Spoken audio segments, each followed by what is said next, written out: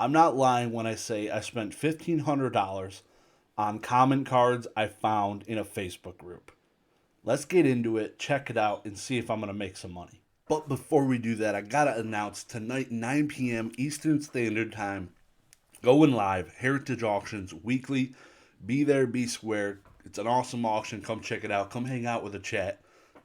Let's jump into it.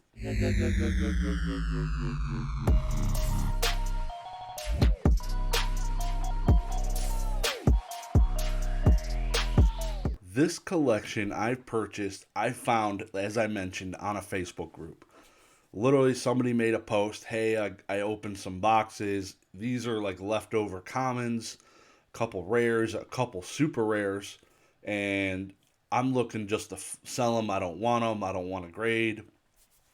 Usually that's a big red flag. But after talking to the person quite a bit, they don't really grade anything, which for me is awesome. So I decided to reach out and say, hey, send me a couple pictures. So I got a few pictures of the super rares. There's only three of them, and those things looked really good. At least PSA 9 condition for them. I'd say maybe one of them is even a PSA 10. But seeing that alone, and then being told every card that was ripped out of the pack went into its own sleeve, was basically the end of the story. So I jumped on it right away, negotiated quite a bit. They then included both first edition boxes. They both beat up pretty bad. This one's got a tear on the right side. But the original first edition LOB boxes. Those of you that don't know what this is the first ever English printing of Yu-Gi-Oh! So Legend of Blue Eyes White Dragon came out early 2000s. I'm not going to say the date because I forget if it's 2002 or 3 off the top of my head. But early 2000s, basically I transitioned out of Pokemon shortly after this came out. And they also did include some empty packs, which was pretty sweet because I don't have any. And it's a little bit of nostalgia because I have a few empty boxes now. But it's got the first edition stamps up here. Sweet cards. These boxes sell for about $20,000 sealed. Way cheaper than a first edition Pokemon box for a base set. So let's jump into it. So I'm just going to show you, it was about 205 cards. I already have gone through them. I went through them all, literally with a fine-tooth comb, pulling out all PSA 9s and 10s. So the super rares right off the bat, Mystical Elf, another Mystical Elf, and a Celtic Guardian. This one has a PSA 10 potential and could potentially help pay for this lot. This is almost $1,000 in a PSA 10. The lighting's not that amazing,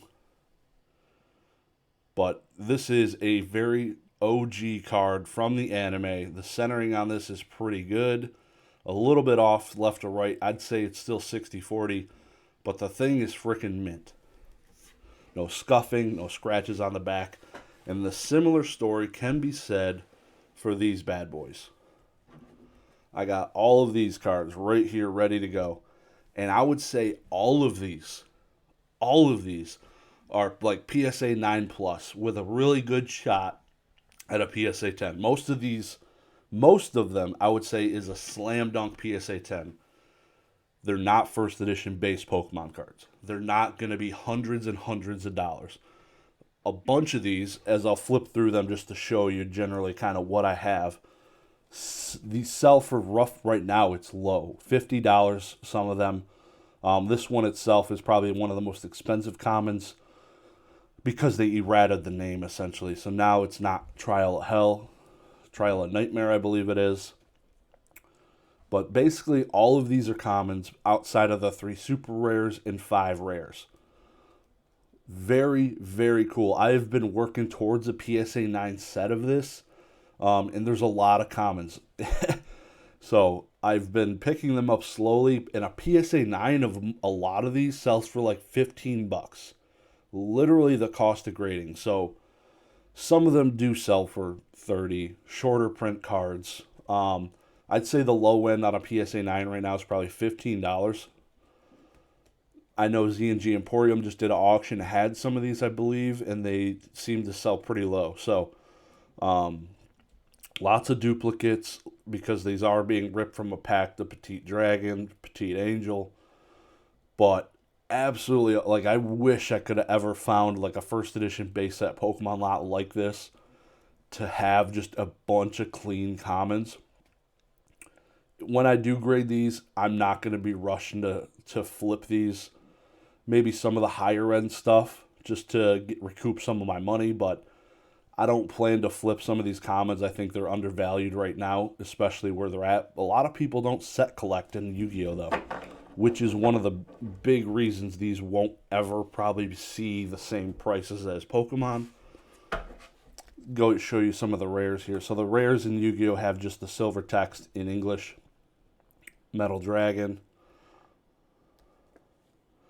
A couple Metal Dragons. I think another one actually. So all the rares are just Seeker fusions. This is the stack of Magic cards. Before they changed it to Spell. Now they call them all Spell because Magic the Gathering is about to slap them with a lawsuit. Mountain, Hinotama. All these are really bad. Like, none of these see play in modern Yu-Gi-Oh! I'd say, like, almost none of these saw play in vintage Yu-Gi-Oh! Except maybe Umi and a couple of those that increased attack by 500. It's crazy. This is just something, like, I had to jump on it. You don't see lots of first edition LOB like this. Like I said, buying the box is $20,000.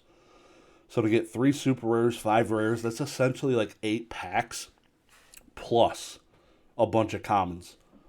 8 packs of cards and a bunch of commons in gem condition. Like, $1,500 was a good deal for me. With a lot, like I said, a lot of negotiation. They knew what they had.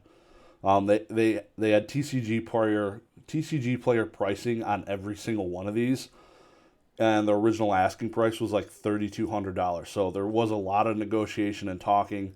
As you can see, this is probably a 9, but I want it for my set. That's the only issue right here. Is the little bit of whitening up top. If this was a 10, this would sell pretty well. Also a big anime card.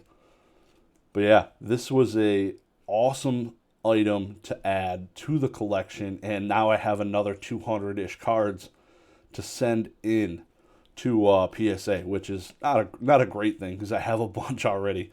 So this is going to be an expensive one. I really want to wait for this to get down to $10. I might send the supers in earlier. We'll see. But yeah, given the fact that a bunch of these are selling pretty cheap, it's not a really big urgency. So like, of the 200 cards,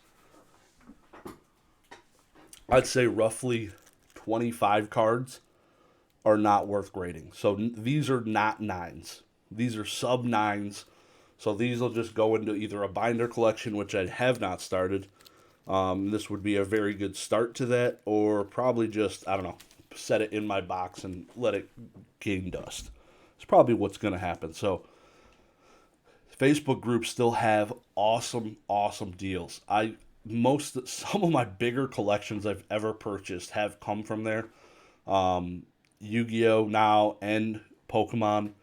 So don't sleep on it. There's tons of stuff to be had. A lot of people constantly flipping even slab cards. And those people out there that are doing consignments, it'd be a place to maybe post about that and maybe gain some reputation. Like, if you were making posts in some of these Facebook groups of 30,000, 50,000 people consigning slabs, it would be so many people at your fingertips. It's crazy. It's a huge option for selling and buying stuff, so don't sleep on it. Not all those people are on eBay every day, so it's pretty awesome still. I need to spend more time on it, I think, personally, just because, like, this was like a random thing I saw a month ago, and then they took 2 weeks to respond, and then we got the deal done. So stuff's out there, everybody.